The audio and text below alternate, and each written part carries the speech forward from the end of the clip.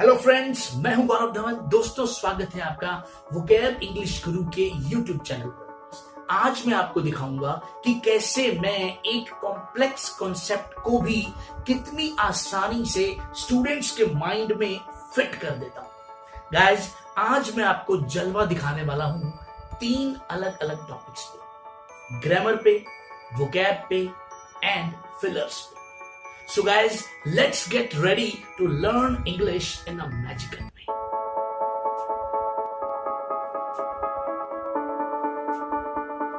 Okay, so guys, शुरू करते हैं। ये 4 स्टेटमेंट्स आपको दिखाई दे रही है और आपको बताना है कि इन 4 स्टेटमेंट्स में से इनकरेक्ट कौन सा है। आप चाहें तो वीडियो को यहीं पॉज कर सकते हैं, नहीं तो मैं अभी इसके थोड़े से हिंट्स दे रहा हूं, उसे सुनने के बाद वीडियो पॉज करके आप इसका सॉल्यूशन पहले देख सकते हैं, मैं तो बताऊंगा ही। अब यहां देख सकते हैं आप, फर्स्ट सेंटेंस के अंदर ये जो कंजंक्शन है, ये 2 अलग अलग टुकड़ों को जोड़ रहा है। एक है ये, और एक कंजंक्शन के बाद ये जो टुकड़ा चल रहा है, यहां एक बार एम आया है। ये सेम सेंटेंस है, लेकिन यहां पर दोनों टुकड़ों में एम आ रहा है। ऐसे ही ये सेंटेंस थोड़ा सा अलग है ऊपर वाले सेंटेंस से, इसमें भी 2 टुकड़े हैं। ये कंजंक्शन है, 2 अलग अलग टुकड़े हैं, एक टुकड़ा ये है, एक टुकड़ा इसके बाद वाला है। तो यहां पर एक बार एम आया, और 4th सेंटेंस में एंड के बाद एक बार यहां एम आया और एक बार यहां एम। तो आप अपना आंसर, जो भी आपको आंसर लगता है, आप एक बार नोट करके देख लीजिए। अब मैं बढ़ रहा हूं आंसर की तरफ। So guys, सी ही एक अकेला ऐसा सेंटेंस है जो इनकरेक्ट है, बाकी तीनों सेंटेंसेस करेक्ट है। अगर आपका ये आंसर सही हुआ है तो बहुत बढ़िया, लेकिन अगर आपका ये आंसर नहीं आया, अगर आपने किसी और को चूज कर लिया है, तो कुछ समझने की जरूरत है। ऐसा क्या हुआ कि इन 4 सेंटेंसेस के अंदर बस यही गलत है। अब इसे समझने के लिए मैं आपको अगली स्लाइड पे लेके जा रहा हूं। देखिएगा, मान लो हमें कनेक्ट करना है ए एंड बी को। ये ए है, ये बी है। मान लो हमें इन दोनों सेंटेंसेस को जोड़कर एक बनाना है। अब ये सेंटेंस क्या है? I am reading books. और नीचे वाला सेंटेंस क्या है? I am staying at home during lockdown. मैं लॉकडाउन के टाइम पे घर पर ही रह रहा हूं, स्टे कर रहा हूं। अगर हमें इन दोनों सेंटेंसेस को एक बनाना है, तो इन दोनों सेंटेंसेस के अंदर ये जो एम आ रहा है, ये हेल्पिंग वर्ब है। तो जैसा कि अपने मैथ्स के अंदर देखते हैं कि अगर किसी चीज में से कॉमन निकालना हो, जब अपने कॉमन निकालते हैं, तो इन दोनों सेंटेंसेस को जब अपन ने एक किया, तो आई जो है वो दोनों में कॉमन है, तो बाहर निकाला जा सकता है। एन जो है वो दोनों में कॉमन है, तो बाहर निकाला जा सकता है। तो देखो, इस सेंटेंस के अंदर, जो नीचे वाला सेंटेंस है, इस सेंटेंस के अंदर हमने आई और एम को बाहर निकाल लिया, और उसके बाद इन दोनों सेंटेंसेस को, यानी ये बुक्स के बाद हमने एंड से जोड़ दिया। तो आई एम के बाद रीडिंग बुक्स से स्टार्ट हो गया, और इसको आई एम के बाद यहां पे स्टेइंग से स्टार्ट हो गया। तो I am reading books and staying at home during lockdown. अब क्योंकि ये जो एम है वो यहां भी हेल्पिंग वर्ब है, यहां भी हेल्पिंग वर्ब है, इसीलिए हमने इसे कॉमन माना और बाहर निकाला। इस सिचुएशन में अगर आप यहां एम लगा भी देते हैं तो भी ये सही है। तो यानी मैथ्स के अकॉर्डिंग भी ऐसा होता है ना कि पहले जो सेंटेंस आता है वो इस तरह से लिखा हुआ था, और फिर उसके बाद आप उसका कॉमन निकालते हैं। तो कहने का मतलब ये है, क्योंकि यहां पे एम हेल्पिंग वर्ब है, तो वो एंड के बाद हेल्पिंग वर्ब लगाया जा सकता है, कोई दिक्कत नहीं। अगली स्लाइड पे चलते हैं पहले। अब फिर से हमारे पास 2 अलग अलग सेंटेंसेस हैं जिन्हें हमें एक बनाना है। अब आई एम इल में ये जो एम है, ये मेन वर्ब है, क्योंकि यहां पर ये जो एम है, ये हेल्पिंग वर्ब का काम नहीं कर रहा है, ये एक लिंकिंग वर्ब जैसा काम कर रहा है। ये नॉन एक्शन सेंटेंस है। मैं बीमार हूं एक नॉन एक्शन सेंटेंस है, और इस वजह से यहां पर ये जो एम है, ये हेल्पिंग वर्ब नहीं, ये मेन वर्ब है। लेकिन I am staying at home during the lockdown, इस सेंटेंस के अंदर एम एक हेल्पिंग वर्ब है। अब क्योंकि यहां एम हेल्पिंग वर्ब है और यहां एम मेन वर्ब है, अब आप इसे कॉमन नहीं मान सकते। यानी अब अगर आप ऐसा लिखते हैं कि I am ill and staying at home during the lockdown, तो ये गलत हो जाएगा। अब आप सिर्फ आई ही बाहर निकाल सकते हैं। सिर्फ आई ही ऐसी चीज है जिसे कॉमन लिया जा सकता है। अब आपकी मजबूरी है, आपको यहां पे भी एम लिखना पड़ेगा, यहां पर भी एम लिखना पड़ेगा, क्योंकि यहां वाला एम एक मेन वर्ब है और यहां वाला एम एक हेल्पिंग वर्ब है। बढ़ते हैं आगे अगले कॉन्सेप्ट। एक और क्वेश्चन आपके सामने गाइस, आपको बताना है कि इन दोनों सेंटेंसेस में से कौन सा करेक्ट है। सिर्फ only one, only two, both या नहीं। आप चाहे तो वीडियो पॉज कर सकते हैं, मुझे आगे बढ़ना पड़ेगा। इन दोनों सेंटेंसेस में से एक भी करेक्ट नहीं है, ये दोनों के दोनों इनकरेक्ट हैं, यानी ये दोनों सेंटेंस इनकरेक्ट हैं। अब ये कैसे इनकरेक्ट हो गए? अब ये दोनों इनकरेक्ट इस वजह से हो गए क्योंकि यहां पर ये जो वर्ब आई है, यहां पर और यहां पर ये जो वर्ब्स आई हैं, ये नॉर्मल वर्ब्स नहीं है, ये बड़ी स्पेशल कैटेगरी की वर्ब्स हैं। यानी आपने सुना होगा कि एक नॉर्मल वर्ब, जो एक नॉर्मल वर्ब होती है, जब उसकी विशेषता बतानी होती है तो किसका यूज किया जाता है? एडवर्ब का। लेकिन जब लिंकिंग वर्ब की बात होती है, लिंकिंग वर्ब का मतलब होता है नॉन एक्शन वर्ब, यानी जिस वर्ब से क्रिया का होना दिखाई ना दे। जब लिंकिंग वर्ब की बात होती है तो उसकी विशेषता बताने के लिए किसका यूज किया जाता है? एडजेक्टिव का।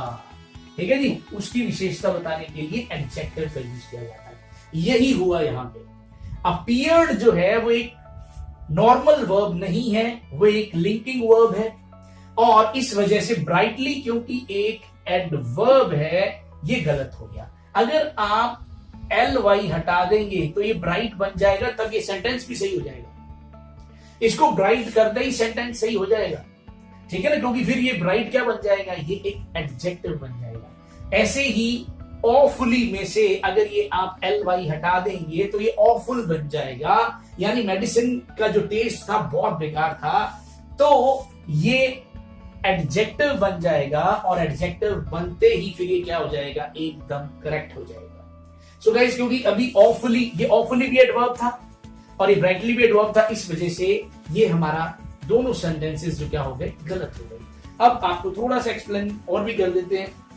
जो नॉर्मल वर्ब्स होती हैं उन्हें आप एक्शन वर्ब्स कह सकते हैं, डूइंग वर्ब्स कह सकते हैं, जहां पे एक्शन का होना दिखाई देता है। लेकिन लिंकिंग वर्ब, जैसे मैंने अभी आपको कहा, ये नॉन एक्शन वर्ब जैसी होती हैं, तो इनके बाद तो रूल क्या कहता है कि इनके बाद अगर आपको एडजेक्टिव या एडवर्ब में से कुछ चूज करना पड़े, आपको दोनों दिखाई दे और आपको चूज करना पड़े, तो लिंकिंग वर्ब के जस्ट बाद एडजेक्टिव और एडवर्ब में से एडजेक्टिव ही आ सकता है, और डूइंग वर्ब के जस्ट बाद एडजेक्टिव और एडवर्ब में से एडवर्ब आ सकता है। थोड़ा सा क्लियर और कर देते हैं। देखो, लिंकिंग वर्ब की अब ये है आपके सामने पूरी डेफिनेशन। लिंकिंग वर्ब्स का मतलब है जिनमें एक्शन का होना दिखाई नहीं देता, सेंटेंस नॉन एक्शन जैसा लगता है। इन वर्ब्स के बाद ऑब्जेक्ट नहीं आ सकता, और जो चीज आती है उसके बाद वो केवल कॉम्प्लीमेंट का काम करती है, सिर्फ पूरक का काम करती है। जैसे अगर मैं कहूं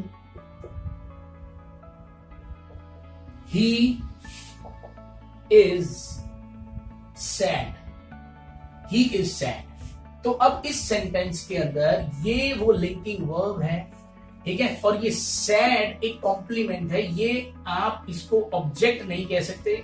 डेफिनेटली आपको मालूम होगा कि ऑब्जेक्ट फाइंड आउट करने के लिए हमें वर्ब से क्या और किसको से सवाल पूछना पड़ता है, व्हाट और whom से, तो वो यहां नहीं पॉसिबल, ठीक है ना। ही इज सैड की जगह आप यहां पे अपीयर्स भी लिख सकते हैं, आप इज की जगह पे यहां अपीयर्स भी लिख सकते हैं।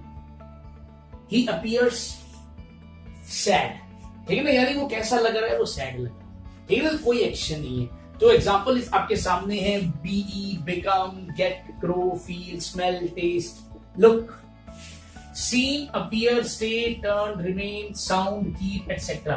ठीक है। अब कुछ आपको मैं बता दूं, कुछ ऐसी वर्ब्स होती हैं जो लिंकिंग वर्ब का भी काम कर सकती है और नॉर्मल वर्ब का भी काम कर सकती है। तो टेस्ट ऐसी वर्ब है जो दोनों काम कर सकती है। तो जो सेंटेंस अभी हमने देखा था, इस सेंटेंस के अंदर ये जो टेस्ट वर्ड आ रहा है, ये जो टेस्ट वर्ब है, ये अभी लिंकिंग वर्ब जैसा ही काम कर रही है। तो यहां रूल इसके ऊपर लिंकिंग वर्ब जैसा ही अप्लाई होगा। ठीक है। अब एक एग्जांपल और देखिए, इस स्लाइड से बिल्कुल सब कुछ क्लियर हो जाएगा जो बात मैं आपको फाइनली समझाना चाह रहा हूं। देखिए, अब राइट जो है, राइट ये एक नॉर्मल वर्ब है, तो इस नॉर्मल वर्ब के बाद ब्यूटीफुल आना चाहिए, ये ब्यूटीफुली। अब एक नॉर्मल वर्ब है तो इसके बाद हमें एडवर्ब चाहिए, और ब्यूटीफुल एडजेक्टिव है तो ये नहीं आएगा, अब ये है लुक्स। शी लुक्स ब्यूटीफुल, यानी वो सुंदर लगती है। तो it means looks linking verb है, तो इसके बाद हमें ब्यूटीफुली नहीं चाहिए, ब्यूटीफुल चाहिए। फ्रूट स्मेल्ट, अब यहां फिलहाल जो स्मेल्ट वर्ब है ये लिंकिंग वर्ब जैसी है, तो हमें यहां स्वीटली जो कि एक एडवर्ब है नहीं चाहिए, स्वीट चाहिए। प्ले, प्ले एक नॉर्मल वर्ब है, एक्शन क्लियर कट दिखाई देता है, तो इसके बाद हमें एडवर्ब चाहिए, तो बैडली चाहिए, बैड। दे लिव्ड हैप्पी, ये हैप्पीली, तो लिव में एक्शन क्लियर कट दिखाई दे रहा है, तो दे लिव्ड हैप्पी नहीं, हैप्पीली।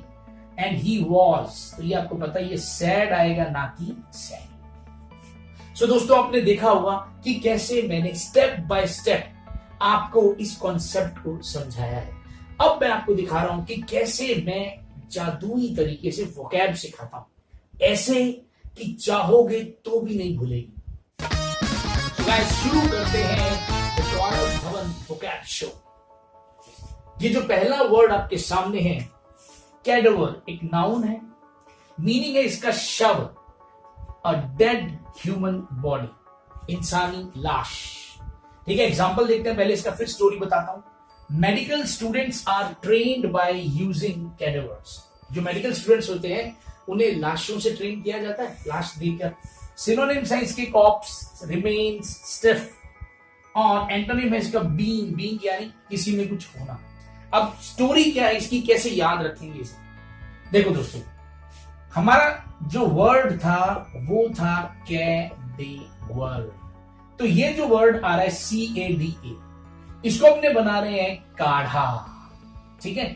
और VER को अपने बना रहे हैं वर, वर का मतलब दूल्हा। स्टोरी ये है दोस्तों कि एक बार किसी लड़की की उसके घर वाले जबरदस्ती शादी करने लगे, तो उस लड़की ने क्लियर कट कह दिया कि अगर जबरदस्ती शादी करोगे तो इस घर से डोली नहीं उठेगी, अर्थी उठेगी। तो उसके डैडी माने नहीं, शादी करवाने पे तुल गए। और जब फेरे हो रहे थे, जब बुलाया गया कि दुल्हन को बुलाओ, दूल्हा ऑलरेडी बैठा था, तब जब दुल्हन आई तो अपने हाथ में एक बाउल में, एक कटोरी में थोड़ा सा काढ़ा लेके आई। तो उसने दूल्हे को बताया कि देखो जी, ये ना मैंने अपने हाथों से बनाया। दूल्हा उसे टाइम उसको खा गया, चट कर गया और मर गया, क्योंकि उस काढ़े में जहर था। दूल्हे के मरते ही जो दुल्हन थी वो ऐसे हाथ झाड़ कर खड़ी हो गई। अब वो अपने पिताजी को बोल रही है, मैंने तो पहले ही कहा था कि अगर आप जबरदस्ती मेरी शादी करोगे तो इस घर से डोली नहीं, अर्थी उठेगी। तो उसका डैडी बोलता है, बेटा थोड़ा क्लियर तो कर देगी। तो काढ़ा पीते ही जो वर था वो क्या बन गया, इंसानी लाश। तो अब ये स्टोरी याद रहेगी। अब जो मैं स्टोरी आपको बताने वाला हूं फ्रेंड्स, वो 3 वर्ड्स की एक साथ है, मतलब 3 वर्ड्स अपने एक साथ कवर हो जाएंगे, पिक्यूनियरी, फिस्कल एंड मॉनिटरी। और ये तीनों ही बहुत इंपॉर्टेंट वर्ड्स हैं, आपको बहुत बार द हिंदू में दिखेंगे। और इन तीनों का मतलब है पैसे से संबंधित, रिलेटेड टू मनी, यानी रिलेटिंग टू या इन्वॉल्विंग मनी, यानी बात पैसे की है, फाइनेंस की है, वित्त जिसको बोलते हैं। तो तीनों वर्ड्स का लेना देना पैसे से। तो पहले मैं इसकी स्टोरी सुनाता हूं, फिर एक एक करके इनके एग्जाम्पल देखिए। यहां से आपको पता लग रहा है कि इस वर्ड की हमने क्या बनाई है ट्रिक। पी क्यों नहीं री, तू पी क्यों नहीं री। आपको दिख रहा है ना, बहुत सारी लड़कियां जो है वो यहाँ पे ड्रिंक कर रही हैं, दारू पी रही हैं। तो स्टोरी क्या है ये लड़कियां हैं जो हमेशा एक साथ दारू पीती है, इनके साथ एक लड़की और है मान लो वो जो दारू नहीं पी रही, ठीक है ना, तो अब ये सारी पी रही है, वो बेचारी दारू नहीं पी रही, तो देखो अपना कर्तव्य बनता है पूछना भी तुम दारू क्यों नहीं पी रही। तो वो कहती कि मैं दारू इसलिए नहीं पी रही क्योंकि मेरे को मनी की प्रॉब्लम है, आज मेरे पास पैसे नहीं, आज कंट्रीब्यूट करने के लिए मेरे पास पैसे नहीं है। तो वो लड़कियों ने उसी टाइम अपना मुंह घुमा लिया भी चलो ठीक है, फिर पैसे नहीं है तो मत पी। फिर इतने में एक लड़की ने बोला, उसको याद आया, अरे अभी 2-3 दिन पहले ही तो तूने घर से फीस मंगवाई है। तो वो लड़की और रोने लगी, अरे मैं यही तो सोच रही हूँ कि कल फीस भरनी है और फीस कल मुझे डिपॉजिट करनी है और वो पैसे तो पहले ही उड़ गए, मैं फीस कैसे कल भरूंगी, क्योंकि जो पैसे मंगवाए थे फीस के लिए वो तो पुरानी उधारी में ही डूब गए।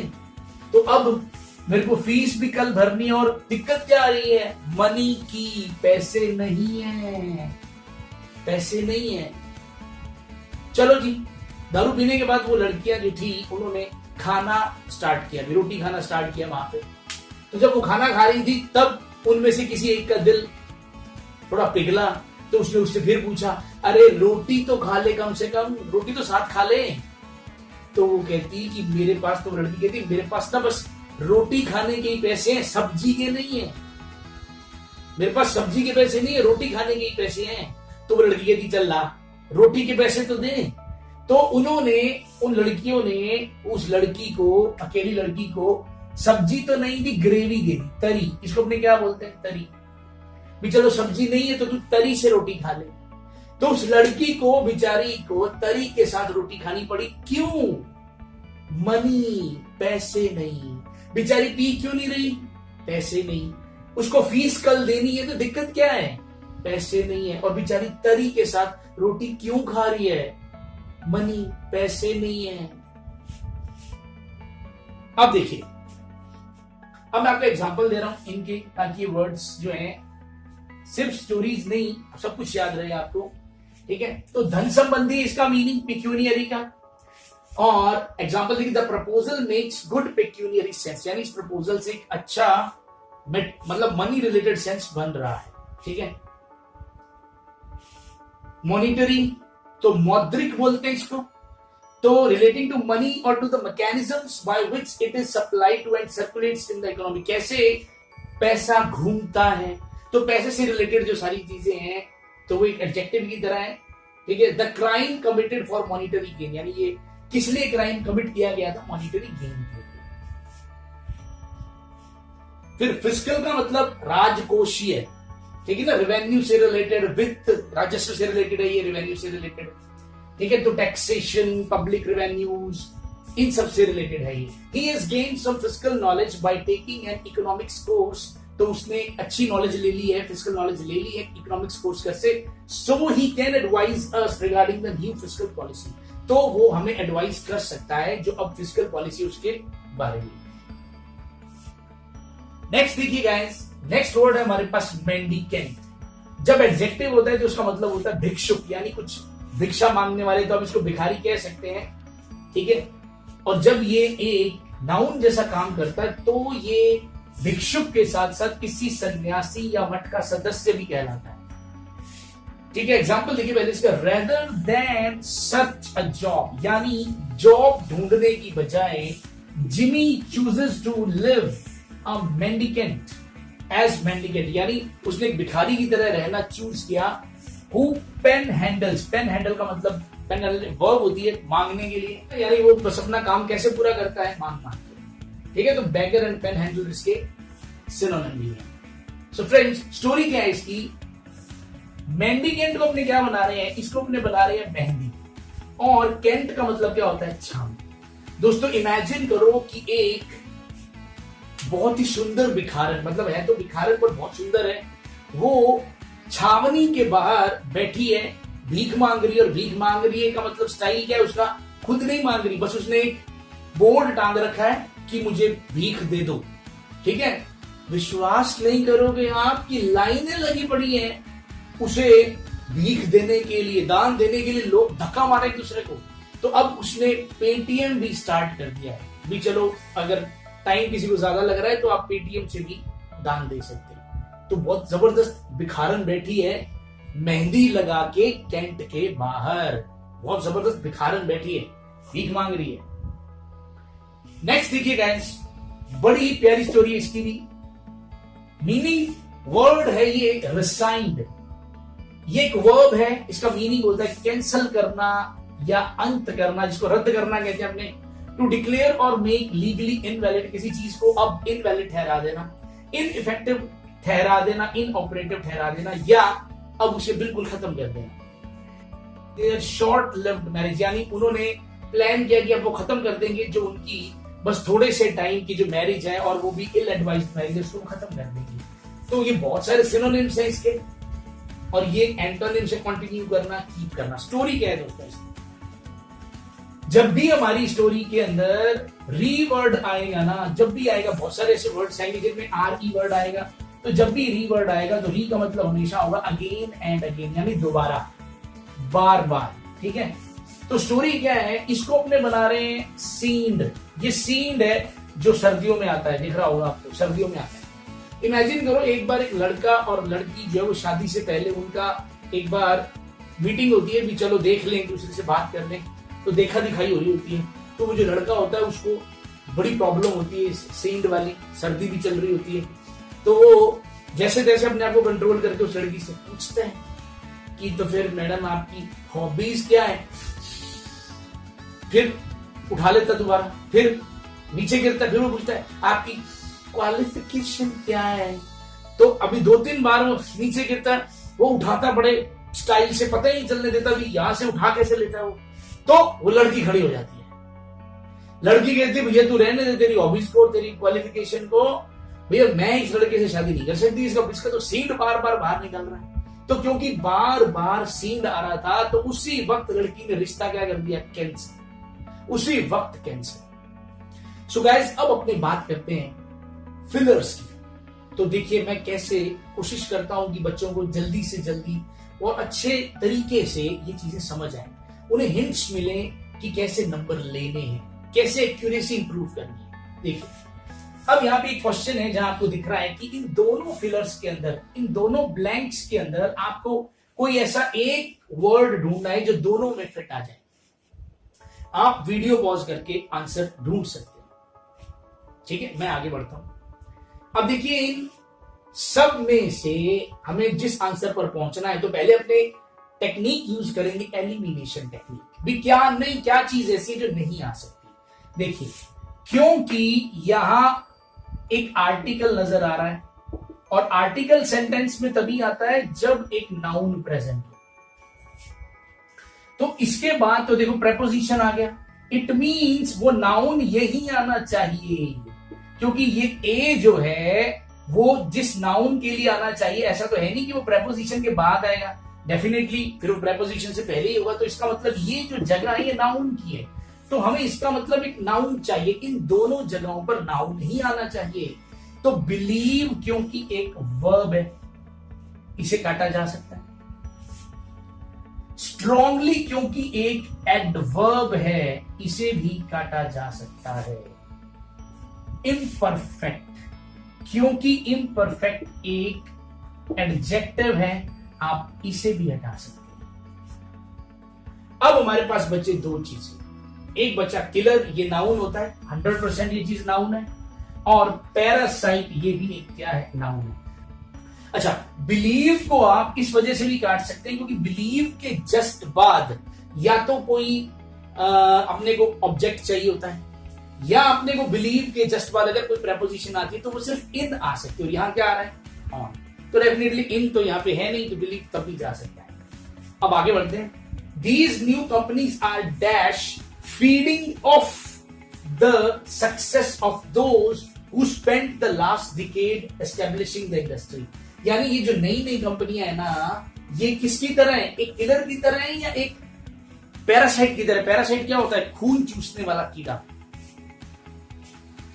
These new companies are dash जो उन लोगों की सक्सेस का फायदा उठा रही है, उन लोगों की सक्सेस खा रही हैं जिन्होंने पूरा एक दशक लगा दिया इस इंडस्ट्री को उठाने में। तो डेफिनेटली यहाँ पे वो जिस तरीके की बात कर रही है कि किसी और की जो मेहनत है उसका फायदा कोई और उठा रहा है, तो डेफिनेटली ये पैरासाइट करता है, ठीक है ना। तो पैरासाइट जो है वो किसी और का खून सीधा ही चूस लेता है, तो ये काम यहाँ पे पैरासाइट कर रहा है। तो इस वजह से यहाँ सी ही एग्जैक्ट आंसर है, सी यहाँ सही आंसर है। डियर स्टूडेंट्स, आज के समय में इंग्लिश का एग्जाम वही क्लियर कर सकता है जो ग्रामर, वोकैब एंड आरसी तीनों में प्रोफिशिएंट हो, जो errors, fillers, close tests, parajumbles and passages को बहुत ही क्विकली एंड एक्यूरेटली सॉल्व कर सकता हो, और जिसने इन सब चीजों की खूब खूब प्रैक्टिस की हो, और वो भी exactly according to the latest pattern. Guys, किसी भी फील्ड में सक्सेसफुल होने के लिए 3 चीजें कंपलसरी है: नॉलेज, स्किल एंड विल।